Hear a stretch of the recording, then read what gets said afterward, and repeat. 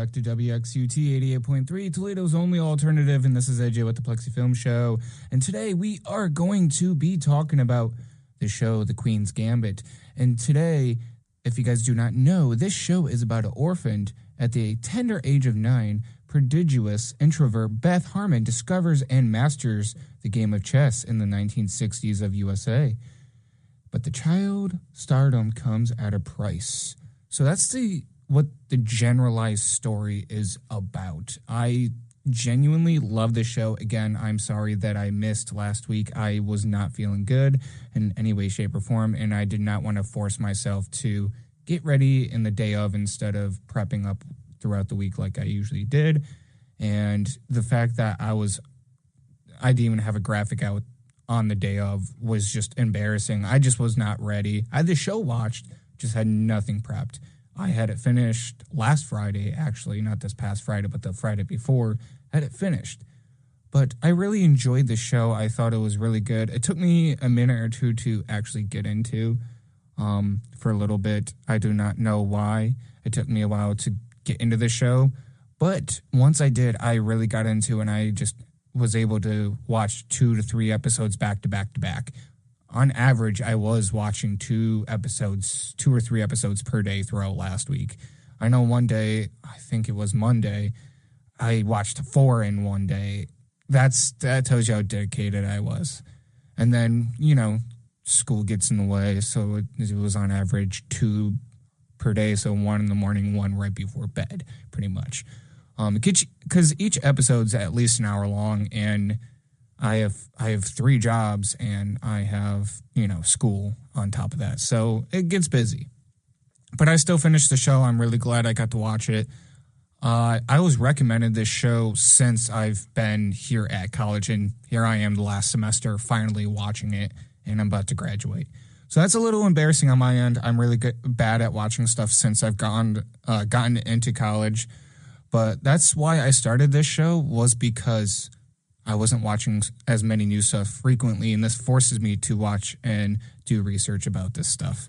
So, out of 10, I would give this show an 8.8 out of 10 personally, because I just thought it was really good. I kind of already told you guys everything I already wrote down, but I thought it was crazy that they made this show, because chess is not really interesting to watch.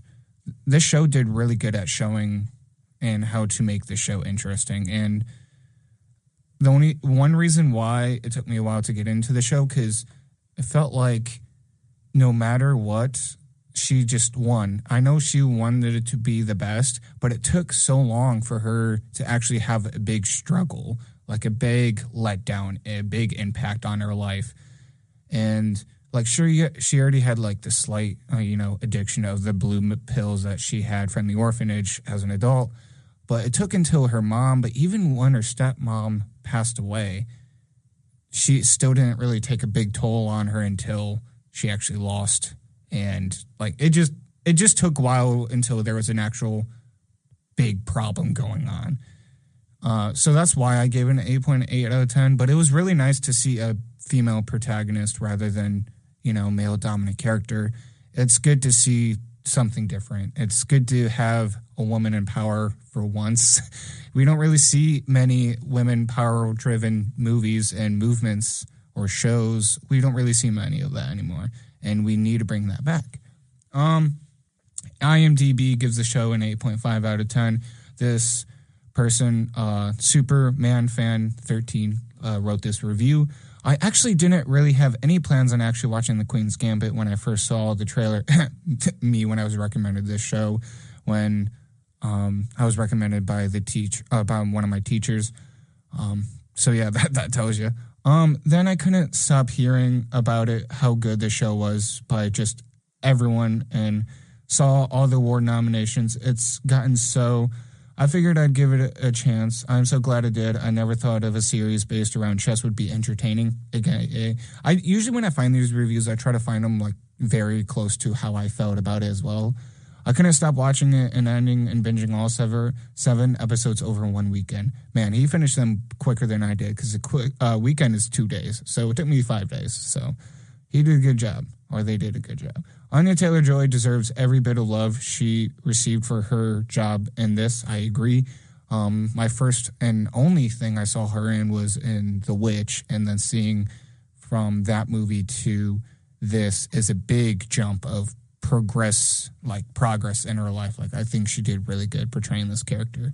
She become a really good actress. Like I said, the show will hook and will have you thinking about chess nonstop, but you don't need to know anything about chess to enjoy this. I agree.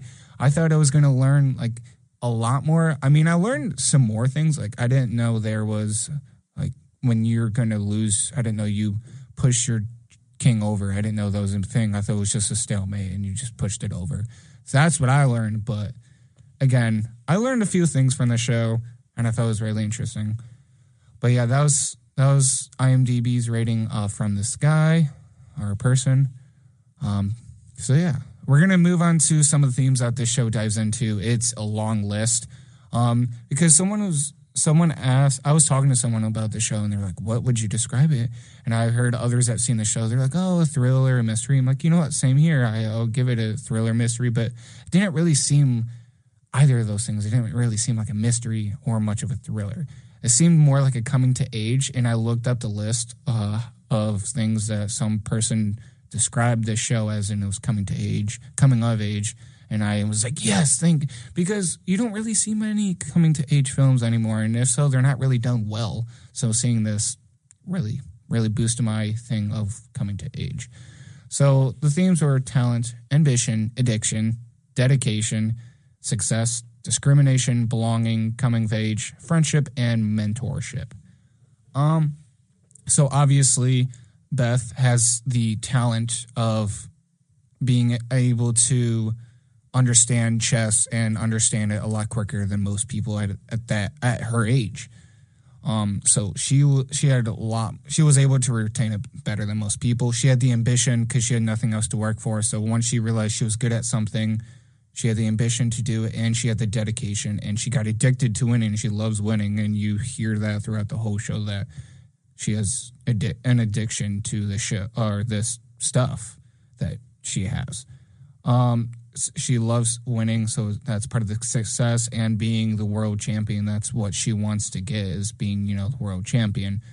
Discrimination, it dives into how the show or how chess is a male-dominated sport, and seeing that it's a female being, talked about. It's big news because you don't really see many females playing that sport, let alone being really good.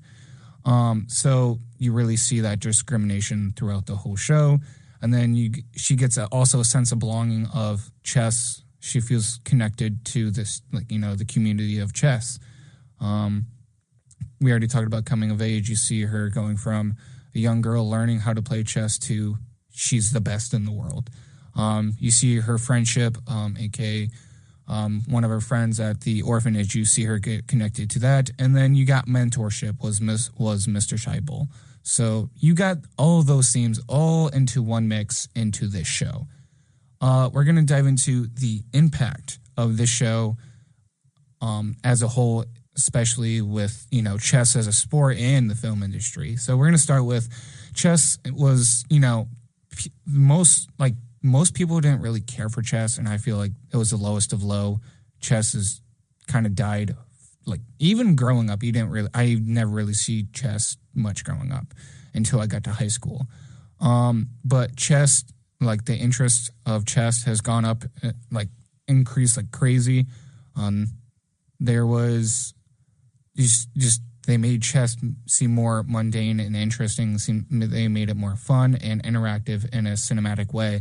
And I'll have to agree to that. Like, there was some really awesome transitions from just her emotional addiction scenes to, she's now into a game or a tournament that she has going on. And considering with how it just made chess a lot more interesting to watch, and the interest of chess has gone up. Seeing Beth learn to play chess in her mind on the ceiling made it very interesting to watch and understand chess. Yes, I'll have to agree with that. I feel like that we'll dive more into that later, but the fact that if it wasn't for that aspect of Beth seeing the chessboard on the ceiling, I feel like I already enough seeing all these tournament games going on. It would have been repetitive, but seeing that Beth has like some sort of superpower of being able to see it live, like, you know how people always say, oh, I'm seeing it visually in my head. She sees it on the ceiling. That's what makes it different. It makes it come to live. So I find that aspect really interesting, and it makes you curious on how everybody visualizes chess without playing the game. We're going to move on to some of the merch that this show has. There really isn't many merch out there. There's a huge merch shop that is fan made. So just letting you know, if it wasn't for the fans, there would be no merch for this show. So obviously there's t-shirts, there's sweatshirts, there's pins, there's posters, there's stickers, and so many more things, obviously. It seems like a fan-made thing, though, rather than for the show itself. So I could not find any merch or merchandise or promotions for the show during the show was, like, you know, first produced and first on Netflix, leading up to it as well or after. I didn't really find anything, so just seeing this fan-made website was really interesting. So I'm surprised they're even able to keep this up, especially with how, you know, more so recent the show is and with how big it is. I'm surprised this fan-made site for this merch is, you know, allowed up there. It is 13 minutes after 10. I know it is just me again tonight, and I don't have many people to talk about this show with or bounce off ideas or thoughts or opinions on. So if you guys have anything that you guys would like to talk about specifically for the show, please DM me or call at the station. But just letting you know, I will be talking to the director, the same director that made Misfits, the film that I interviewed this past fall. Him and I will be talking about this show more in depthly, just more conversation based, considering he was supposed to do it this week, but things have popped up and that's okay. We can do it after. So that episode will be, or that specific interview or conversation will be more so YouTube exclusive.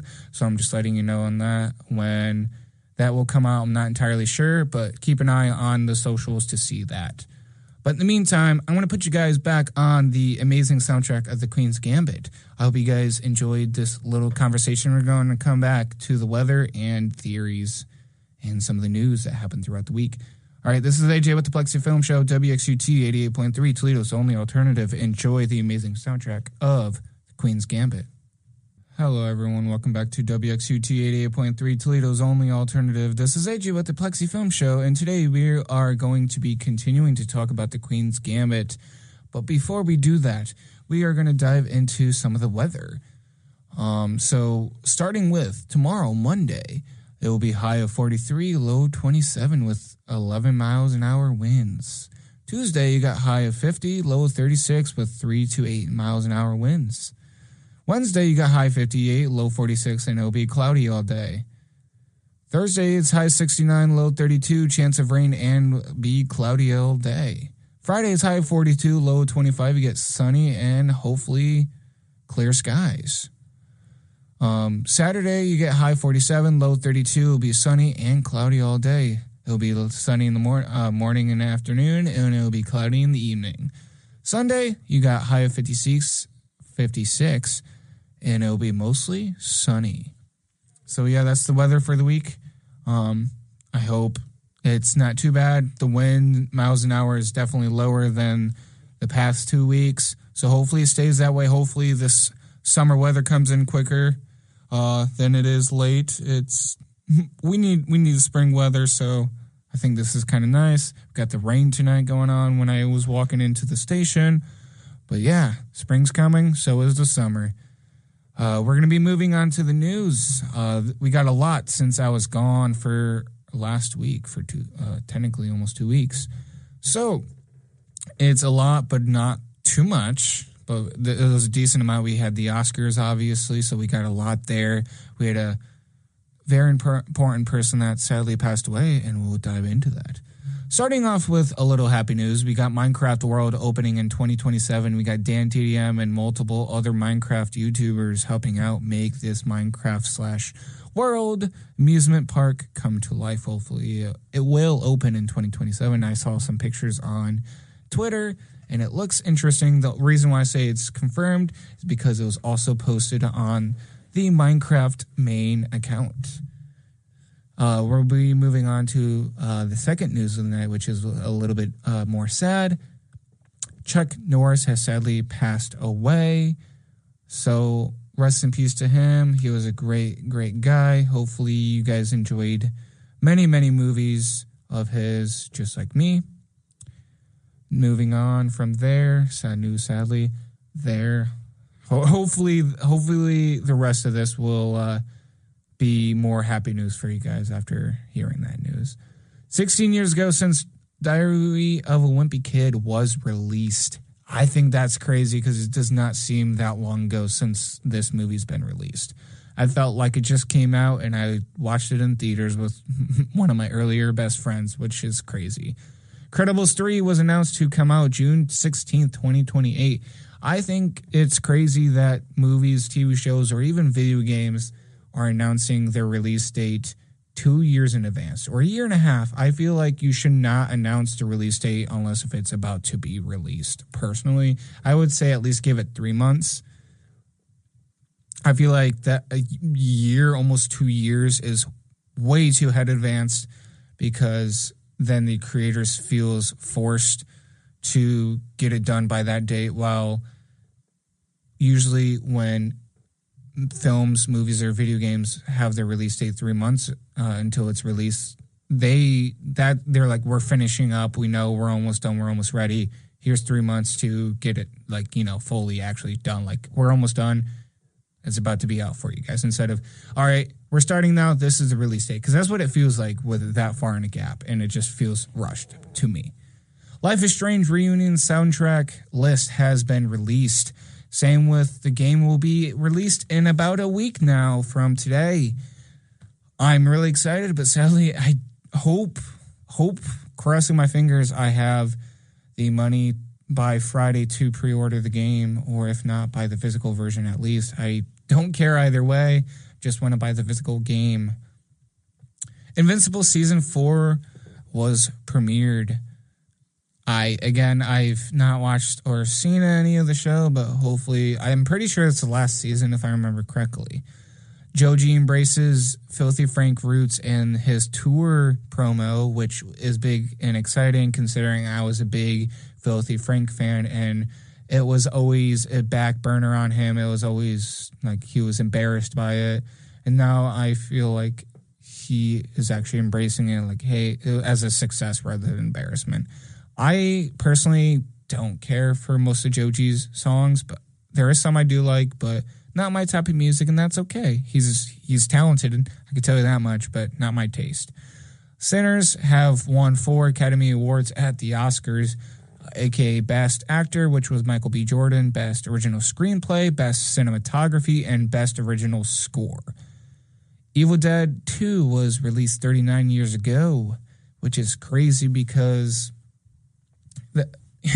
when growing up watching movies that came out in the 80s, it was 10, 15 years ago, and now it's almost 40, almost 50 years ago now, which is sad to think because once I start having kids, these 80s movies will be considered the 50s for my kids, like the 50s were for me and other people that are around my age, which is scary to think about.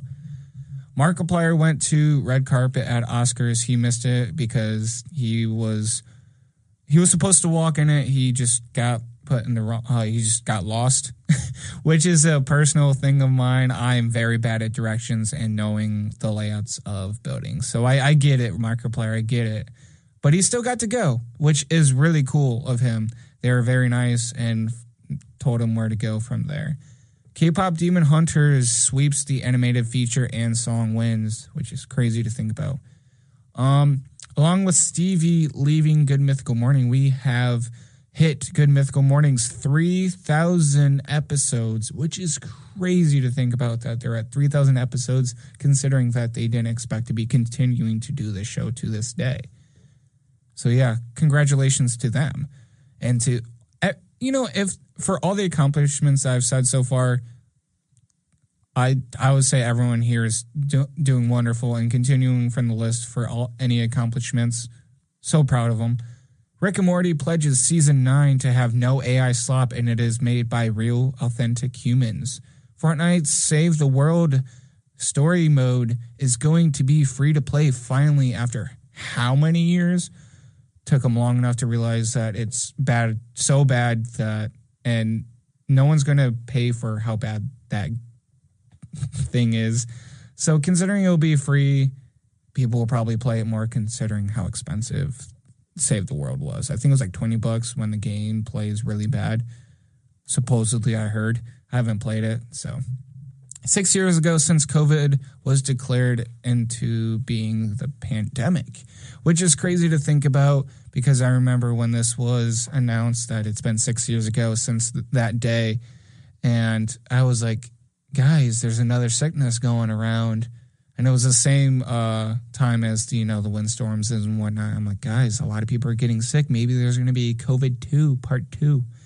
And a lot of people are like, no. I'm like, personally, like, if you take out people dying and getting sick and whatnot and just have that same shutdown effect, like, the world shut down, you can't leave your houses, I'd be fine with that because I live in the country when I'm at my parents' house, so I feel like I definitely would move back home with my parents to go back in the country. I would always leave the house every day during COVID and just walk because, I had nothing else to do, and that was my only way to, get out of the house was walking in the country. And there's not many people out in the country doing anything, so you're not going to catch or have anything happen to you. So that's how I lived my life during COVID, and I kind of missed that freedom and missed the stress-free that COVID had. All I had to worry about is just focusing on my hobbies and my interests. It was really nice being able to have that much free time to do what I love and do it every day compared to, I got to wake up, I got school. I love school, I love learning, don't get me wrong, but I'm at the point where I'm ready to do things that I love and work for that. So I'm ready for that. I'm ready for that, working for the rest of my life and working for stuff that I love and enjoy. The sound production company Thanks, THX, is returning soon, so I'm excited about that. Resident Evil Requiem sells 5 million copies the first 5 days that it came out. It's probably sold more, but again, all this news has been since I've gotten and received them. Season 2 of Ted was released, but there will not be a season 3, and it will be an animated series spinoff after the second movie, if I remember correctly.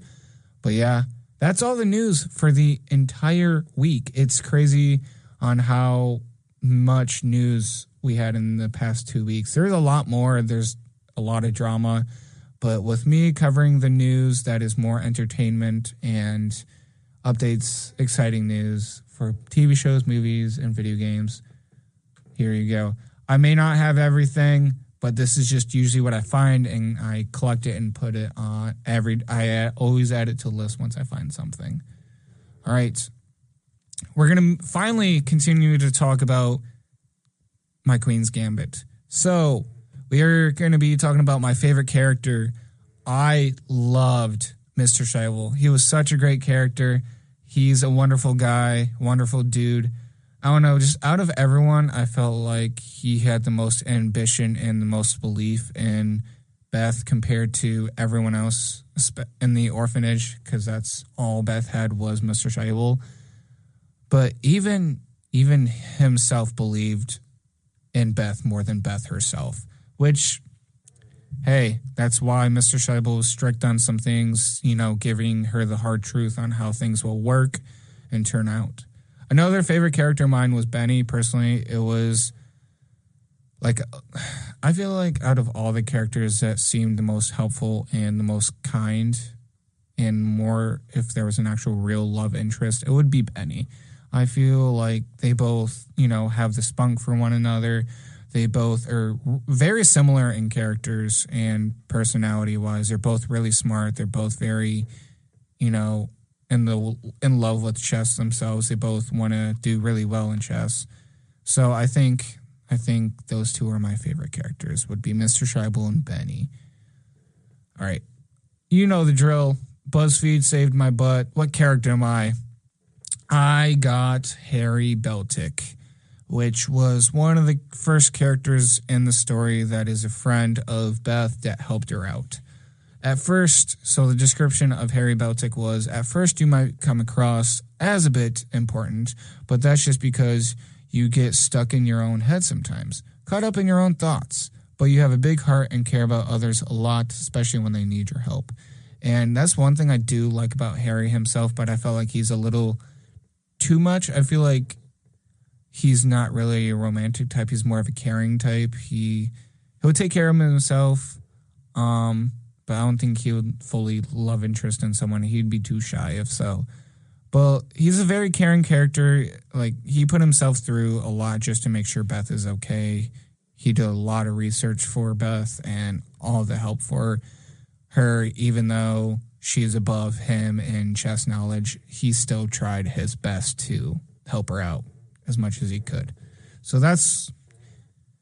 I don't know if I really agree that I'm Harry Beltic, but there's some factors I do agree with, which I tend to help those that need my help or need help.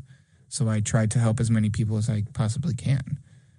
So I kind of agree with that answer. So we're going to move on to some of the theories tonight. They're not really theories. They're more kind of the fun, spunky stories to add to this and fun facts. So starting with the first theory, which is going to be talking about the color that Beth wears. And each color, usually color means a lot and a bunch of different things. And in this case, it goes more in depth with Beth as a character. Her costume shows her growth from beginning to end. And you really see that from her going to pale green as a little girl to white as at the very end. So pale green as a little girl, which shows that she blends in the background and, last bit of identity of herself, and she is also trying to find her sense of self. The pills are also green, which shows her addictive personality, and you see whenever she's struggling through addiction as well, that she will be wearing green, especially when it came to the game of losing to Borgov. She wears green, and you see that because she wakes up late and she lost that game. So, which was her success and now her downfall. So green used to be her luck, and then it was her, it went from bad, she blended in the background as like a pale green to like a darker green to a mint green. It was her success. That was her, thing, which was also the same color as her pills, which that also showed that is how she won. Those pills supposedly to her helped her win. Those pills are the reason why she's winning, and when she's not taking it, she feels like she's not going to win. So she realizes that green is not her luck. She starts wearing multiple colors throughout the series to match her different personalities throughout the whole entire series. The final episode are green again to dark green to pale white and then completely white, and it shows that her coming together and finally wears all white at the end. She's on top and no longer invisible, and she's now the queen, just like the chess piece. She's on top of the world pretty much, and she has that white hat, just like the white hat on Beth is like the crown of the queen. So I find that really cool at the very end that she is dressed up like the queen in a chess piece. I know it is 10:47 actually. We are going to come back on at 11. I want to give you guys a 15-minute break. I'm going to try to keep going back and forth between these 15-minute intervals just so you guys get these full intent of me talking, and I also forces me to stop yapping so much, so it gives you straight information that you guys need and have. So I will put you guys back on at 11 o'clock for more theories. I will be coming back to which story that inspired this TV show to become alive.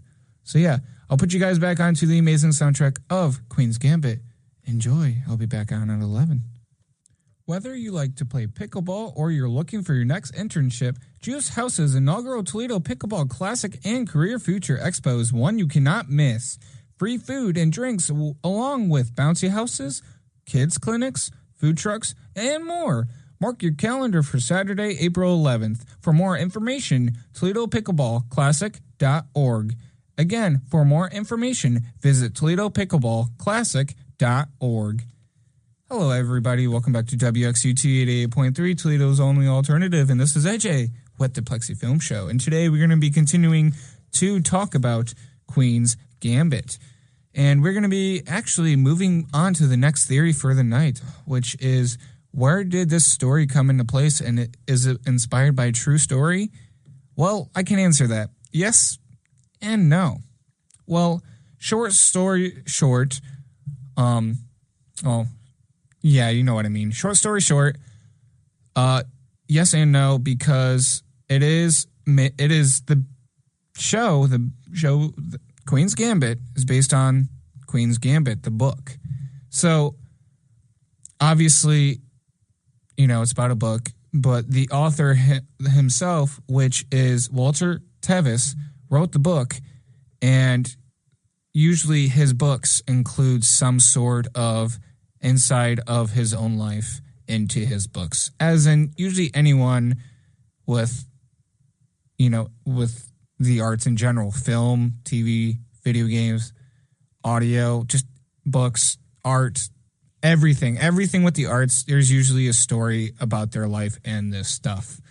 So it's about a fictional character, but based on real life people of Walter Tevis' life. So Walter Tevis, which wrote the book of Queen's Gambit, is based on a little bit of his life. Came from money, depression hit, and dad lost money and moved with his aunt. Walt was sick and was left in the hospital for a year in a metallic tube, which was regulated temperature to keep him calm. They sedated him also with drugs, which you see Beth Harmon grew up in an orphanage that also gives drugs, which, sedates these kids so they're not too much work, which is crazy to think about, that orphanages around this time did indeed give kids these pills and medicine and say that they were meant to help them out as, kids. But in reality, it's to help calm them down so the people working in this orphanage aren't doing any work, to make it easy on themselves, pretty much. Walt done with the hospital by himself. He rode a train across country, which also goes into another one of his books, Man Who Fell to Earth, which is about an alien who felt abandoned and lost and dealt with alcoholism. And it seems like every character in one of his books deals with alcoholism. You got Beth herself that's dealing with alcoholism. You got her stepmom and, her real mom as well. So just like Beth and her adopted mother dealing with alcoholism and herself. Like I said before, his protagonist loved to be, I never mentioned this. His protagonist loved to be competitive and loved to make money and loves to drink. And if you do not know, Beth likes, chess as well as the game herself. She's doing it to make money for herself. And you see that it's an addiction. It's, she becomes addicted to that, winning herself to also gain money. And she tends to not love the game anymore as much as she used to. And then towards the end, she actually fell in love with the game itself.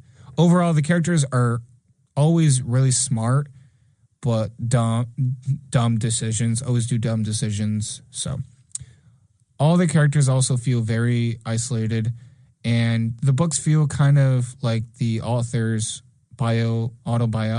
biographic, which is crazy to think about because he himself, Walter Tevis, went to Mexico where he can write, and booze was his easy accessible in Mexico, so he tended to drink more.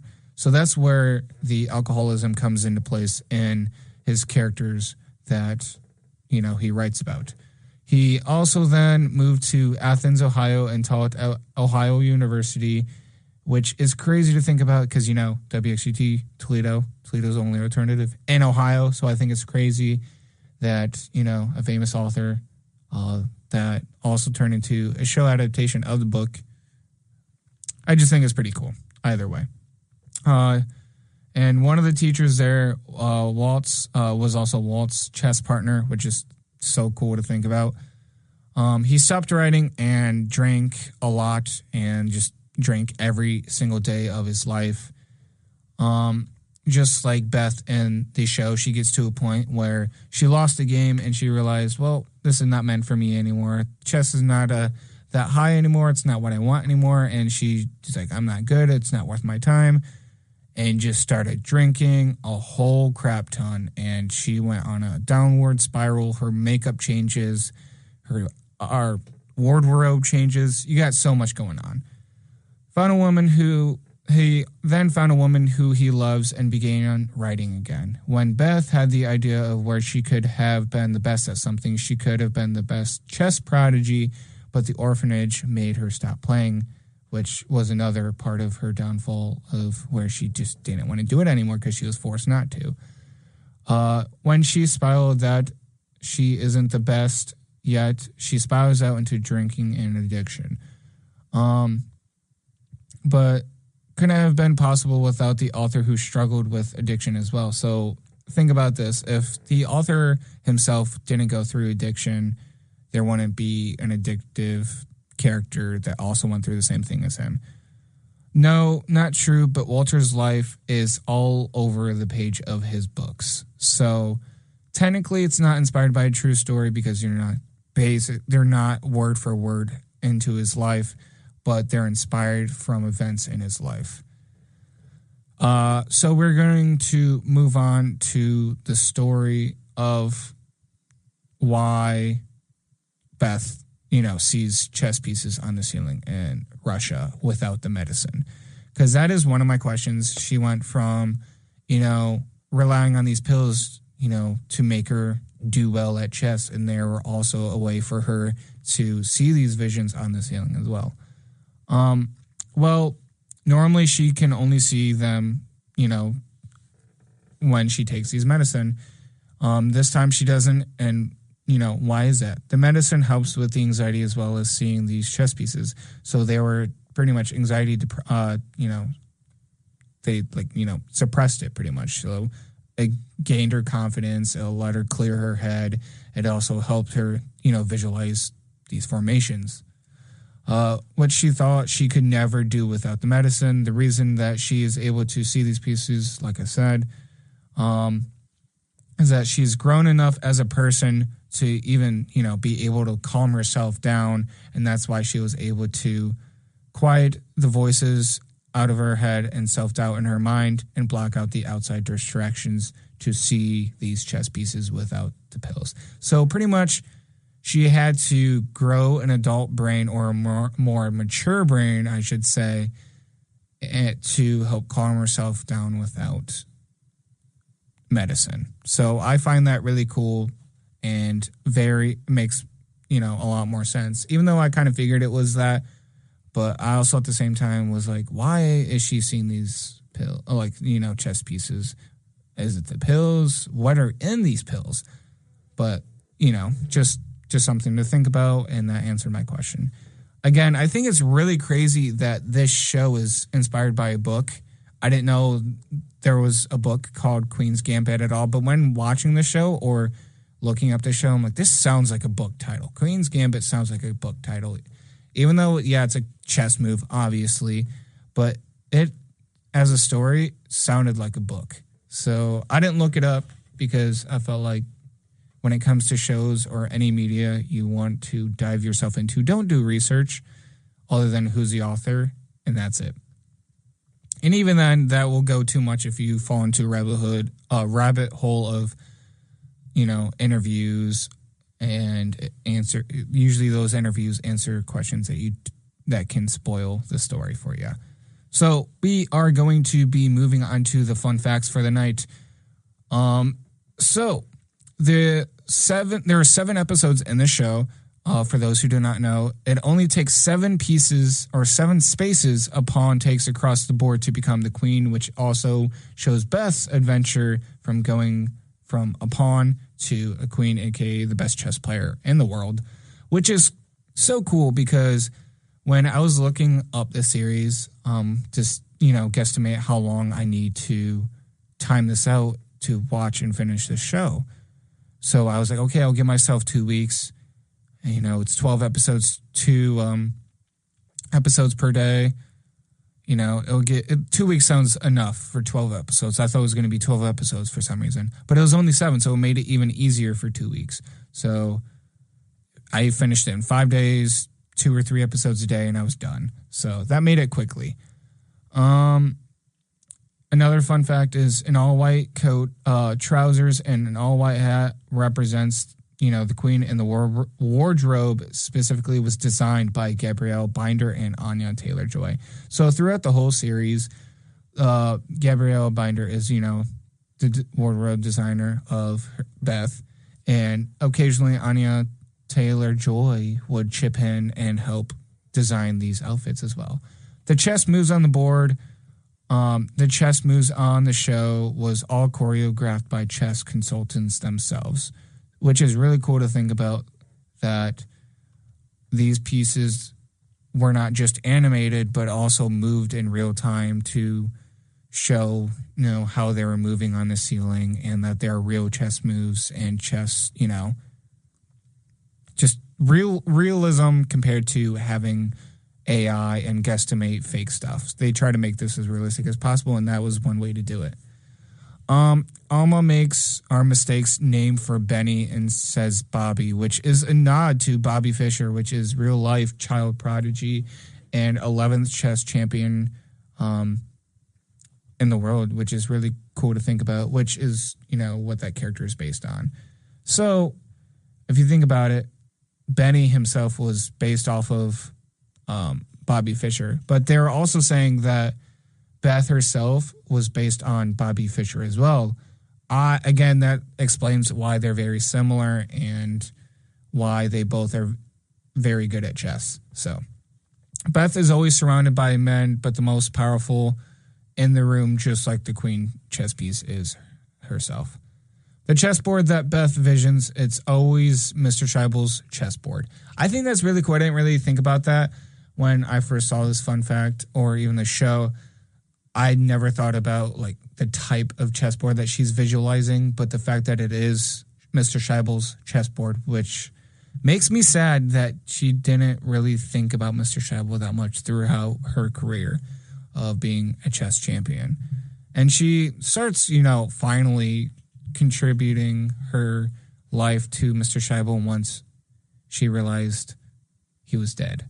And that's very sad to think about. Beth's stepmother always wore more dark lipstick, and Beth started doing the same for her as, a remembrance thing, I'm doing this for you, Mom. Because, her stepmother was the closest to a real mother that Beth never actually got. So seeing that was really nice and really sweet to her. Anya Taylor-Joy never knew her moves, or many of the actors never really knew their moves until moments before the shoot, which is a good way to do it because then it's fresh in their brain instead of, okay, you're going to do this and then shoot. Okay, that you told me a week ago, I don't remember what that is anymore. So telling you right beforehand is, I feel was the best bet. Anya Taylor-Joy knew nothing about chess and had to learn it throughout the series. She was given a whole big book of chess rules, chess games, history of chess, just everything. She was given everything just so she learned more about chess. So when she was taught how to play this, it would be, she would actually comprehend these moves a little bit better instead of it going through one ear and out the other. So Anya Taylor-Joy learned this chessboard, and she became better herself just as along with the character. So throughout this entire series, there were coaches that also taught the actors how to play chess. Again, really smart idea. Instead of just throwing them in the dark and be like, okay, you're going to do this chess move, you're not going to know what the heck you're doing. I feel like knowing the game as much as your character is perfect. Chess games in the show are based on chess tournaments in real life, which is really cool to think about.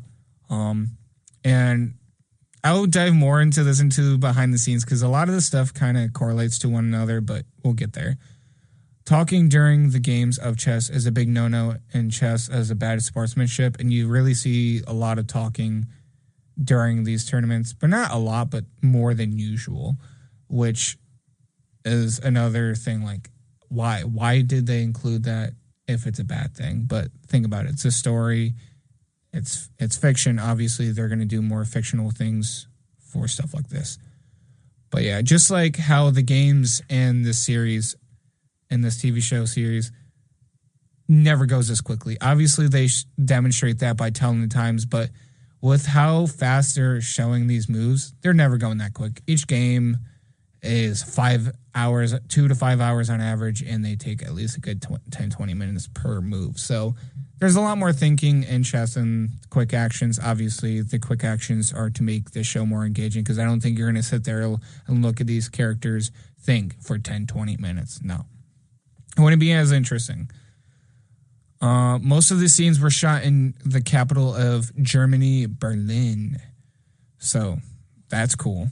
The pills Beth take are fake. They have a fake name, Zenzalum, but they are based on the real pill benzodiazepine librium, also known as Valium. So I think that's cool that they're not a real pill and that they were made up medicine just for the show, which is really cool. I feel like a lot of stuff dealing with medicine or drugs, they're very realistic. They're what they are, what the name is, and the fact that they made it specifically for the show is just perfect. All right. It is currently 11:17. We are going to go on another 15-minute break. We are going to go until 11:30, and we're going to come back and return and talk about the behind the scenes. And with the timing, I don't think we're going to take up 15 minutes. We're going to continue on with the last question of the night and some of the unanswered questions I thought of that I can't find questions to. So yeah, this is AJ with the Plexi Film Show, WXUT 88.3, Toledo's only alternative. I'll be sending you guys back to the amazing soundtrack of the show. Enjoy. Rockin' Nat 20 with DC on Sundays from 5 to 7 p.m. We will be talking about computer console and board games mixed in with classic rock, new wave, and excellent, great amount of songs. I hope you guys listen in to the Control Alt Let's Rock. Again, their show is on Sundays from 5 to 7 p.m. Sorry for me messing up that DC. I really do apologize. But again, hello everybody. Welcome back to WXUT 88.3, Toledo's only alternative. And today we're going to be continuing to talk about the last thing of the night, which is behind the scenes. So talking about behind the scenes, we will be starting with Anya Taylor-Joy was given the novel book and finished it in an hour and loved the character Beth, so much that she didn't even have to read the script for the show to accept her role, which I find really cool when directors do give them pieces that the show is going to be based off of. So compliments to the director and Anya for just accepting it just by reading that book. So give her props for that. So yeah, this show was originally thought of as being a movie, but then realized it's too much information to be into a movie. So a miniseries was just a perfect amount of time. The strongest points in the show would be the drama, and the character is, their facial reactions. So throughout this entire show, you really see that there's a lot of up close and very facial recognition when it comes to the type of shots that they were given just to show and make the show more entertaining.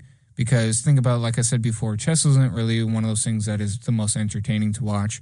So they had to find a way to make it entertaining, and that is the facial part of the show and the drama of it.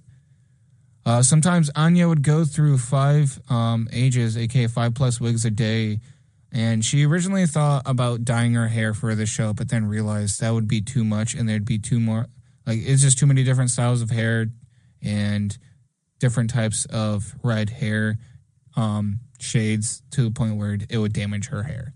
So she went to agree with just doing the wigs. So they agreed to give Beth red hair because that's what it seems like the character would have just because of her character, and it would also make the character stand out and easy to identify.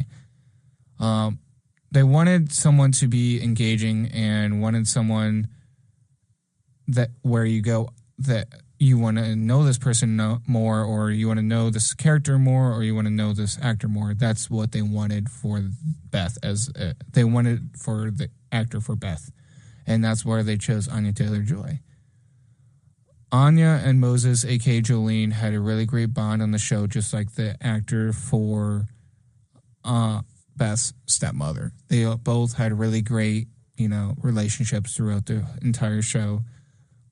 Benny wears clothes to get talked about and pointed out in a crowd as a character. So he really did stand out with his cowboy-esque look / bad boy look, where he looks like he would have a pet reptile. So he did that really well. Personally, he would have a lizard or a snake of some sort as a pet. If I would have to guess, if he would have to choose, it'd probably be one of those two. Marielle Heller, a.k.a. Mrs. Wheatley, a.k.a. Beth's stepmother, was like a backseat director because she helped so much along with the director to keep things in line, to keep things straight, and, just give ideas out, too. The water top dress that you see Beth wear, which is red, you see that get drenched. You see that dress go everywhere she goes and just goes through a lot. While Anya says that dress is like her own personal sister because of spending a lot of time with it. Out of everything on the set that Anya Taylor-Joy would like to have or take or have someday, she wants to have that same turquoise couch that she had in her house. Which, you know what? Fair enough. That couch looks comfy as heck, and it is just such a pretty turquoise. Benny's apartment was designed so nicely compared to the original idea that they were going for, that the director made changes to these scenes to just show off this, a place, an apartment that was designed so beautifully. So that's why the apartment scenes that in Benny's apartment seemed a little off or out, different, was because they wanted to show off that apartment. They wanted to make sure when it came to making the show or recording it or shooting it, they really wanted to make sure to help tell others how to go through how to go through substance abuse. I can't speak. I'm sorry. That's what they were trying to portray. They were really wanting to make sure they got the message of what it's like going through substance abuse, what is it, and how to get through it. So that was one of their goals for sure for the show. When Beth faces the boy younger than Anya, she suggested she wanted to psych out the boy. Obviously that was Beth's goal, but Anya genuinely wanted to do it to see his reaction. So when she walked around the room to distract the boy, she actually did that, and the boy did not know what was going on. So those were real reactions and real time of that choices. So those are all the behind the scenes, all the fun facts of the night that I found. There was a lot more fun facts than there was behind the scenes, but I found a good amount of information about this show. Not many theories, just a lot of conversation about how this show was definitely needed, especially talking about we need more female protagonists, especially as a strong character rather than the one that's in distress and always being dumb, when that should not be the case. There should be more female strong characters and female protagonist-driven characters. And I agree with that. I find those stories more interesting personally because it's natural for these things to happen. And it kind of goes in with the quote that I found. I don't remember what it's by, or quote that I just want to live, or people should live by, I should say. Regardless of gender or sexuality, you are worthy of having a goal or ambition no matter what it is. And I feel like if that was on a t-shirt or if that was a sticker, I would have that sticker, because that is so true. Because why are we making things very genderfied? Why are we saying this job is for men only when women can do it too? Sure, there's jobs out there where it is difficult, but if you are ambitious enough and you really want to do this thing, you can do it too. Why are these people limiting themselves for this because of gender? Like, that's dumb. Or sexuality. That's dumb. Doesn't matter. If they want to do this job, let them do the job. It should matter on if they want to do this and want to stick to it and know these things, or want to know these things, is what you should look for as a job. Just saying. So I had a last minute question. You know, I always have a question to end the night with. And this question would obviously go more in depth with the director when the episode is released. Not this one. It'll be its own conversation piece. I don't even know what you would consider it. It would just be, I don't even say what it would be, an interview. It's just another episode just to talk about this. I think it would be more part of the summer exposure idea, considering someone missed it. So I guess it would go in that category. I need to rename that series, considering it's not summer exposure. Either way, it's going to go in that type of playlist, type of category. So this question, have you ever played chess before? I have. Do I play it more so recent to this day? Not really, but I'd like to. This show definitely really sparked an interest of me wanting to play chess more, because, you know, in front of me, it's more current. I want to do it. It's a new interest that I want to do it again. I played it a little bit in high school. I never was really good at it. I'm not really good at many things, but I always like trying things out, and I always enjoy playing things, no matter if I'm good or bad. As long as I enjoy doing it, that's also that should matter. But what really got me into playing chess was my grandparents. They had a chessboard, and I was never really allowed to play it until I got good at checkers and understand checkers. And considering their chessboard was glass. So I received their chessboard, their glass chessboard now, and it's at my parents' house currently. And I want to play here soon because I really do want to play chess. But I'm glad out of all things I was able to get from my grandparents' house, it was that chessboard, because that chessboard, I don't think I've ever saw leave that box. So yeah, it really means something because it was like something to work for. So I'm glad I have it now, and I really want to play with it and use it as a way to commemorate them and honor them. So yeah, that was my answer to have I played chess before. I guarantee there's a lot of you that have played chess or even still play it to this day. If you guys would like to answer this question, please feel free to do so in the comments below.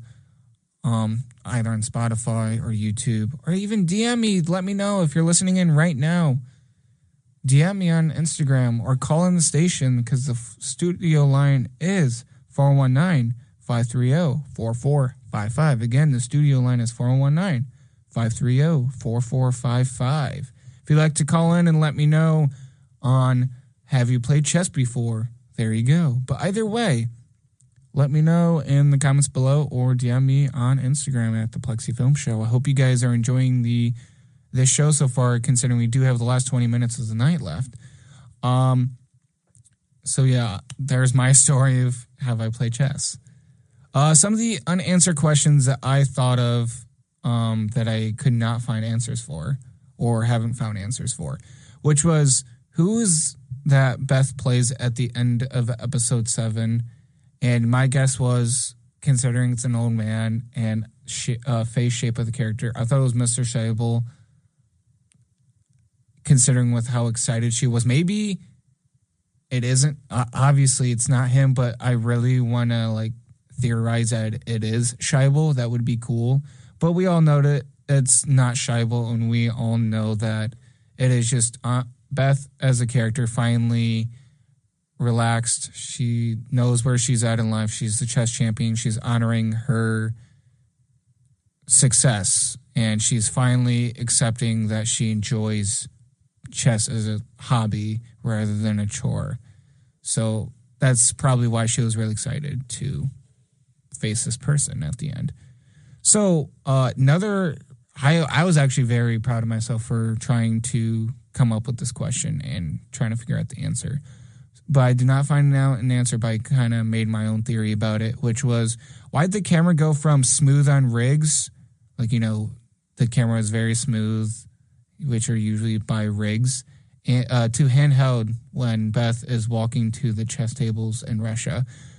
My answer to that was that the reason that it changed is show the character's freedom of the character's stress of others' opinions and enjoying her life and appreciating it more. That was my suggestion, because usually when it comes to things on rigs, it's very smooth because that's what the character really wants their life to be, considering she wants to have this perfect life. She wants to be better at this. She wants to be the best chess player out there. And usually when it comes to rigs, you have to think of, this has to be perfect to make it look perfect. And considering she just threw out the stress and opinions of others on her life, it's the same thing when it goes to, I don't care what others think, I'm going to do this handheld, I'm going to make this thing whether you like it or not type of feel. So seeing that going from smooth to handheld was because of that. And I think that was probably the best thing I could think of for theory-wise on my own, or questions, I should say. But yeah, that was everything tonight. That was every single thing that I have answered and wanted to talk about tonight. I expected this to be a lot longer, considering I have a lot of information to talk about, and I answered it all. I really wish I could have had someone here with me, because I really want to talk about this show with someone, considering I know a lot of people said they know this show, but they haven't watched it in a long time. And I feel like that shouldn't really matter. I'm not really pressuring you to remember every single thing. I more so want to know what you think. What do you think of this? I want to bounce off. I want to talk. I want to share our thoughts and opinions about this show with you. That's the whole point of the show. That's the reason why I made this show, is to talk about these things with you. And I hope this feels like a conversation with you guys when I am here alone. And hopefully it makes you guys think, or a little bit know more about these things. Considering that I am letting you guys know this was the season finale for season 5, aka TV shows, and we are going to be switching into video games next week. No promises on next week for sure, because I will be doing a job shadow for the next 3 days of Friday, Saturday, and Sunday. This upcoming Friday, Saturday, and Sunday, I will be doing a job shadow for my new job. I'll be board operator for iHeartRadio here in Toledo. So I'm really excited about that. I am really nervous. So definitely keep your eyes out on if I will be doing this week's episode. It will determine on the amount of stress and the amount of things I have going on this week will determine if I have this week's episode. So yeah, I really hope you guys did enjoy this. I hope this brings up a TV show that needs to be talked about in today's day and age, specifically this time in 2026. This show definitely needs to be brought back to the surface. We need shows like this to be talked about again, especially with our gender rights right now being taken away, specifically female, just females in general, even though there's more than one gender or more than two genders and sexualities, obviously. But I just feel like us as humans, our rights are being taken away. And it's just really sad that we are reversing back in history. Why are we repeating history? Everyone deserves to have rights, and it should not all be taken away.